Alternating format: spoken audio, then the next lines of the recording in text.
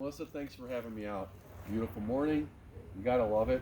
The house here was built in 2002, and one of the best things that happened to this cast-in-place foundation is this retaining wall. And you can even tell by the sediment that's wanting to come through the wall that it gets a pretty good amount of water built up on it. So that's doing a really good job.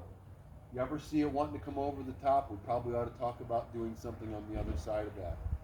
Having said that though, this area right here, the ground still leaches through. We want to make sure that we capture all that water that we can so that during the dry times you can utilize your yard. Now, we have a lot of infrastructure in the ground here, so calling dig rights is really important because we see a cable and foam pedestal right there.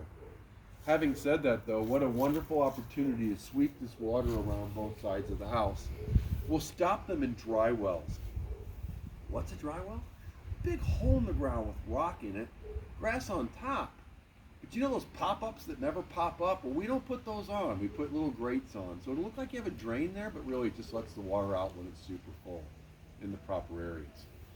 So sending the water to both sides is important.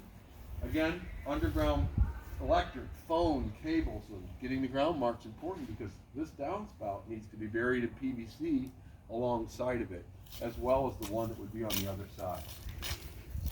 So measurements of the French drain will be in the field, if you will. And they'll be running parallel to this. As we come around, we will then discharge to a dry well just to the other side of this house. We don't want to go too dramatic to this side with the water because we don't want to be bad stewards to the neighbor. The house has been affected by this, so this break here shows that. There's probably one on the other side. So super important to manage the water on the outside because that's the push that would be on the house.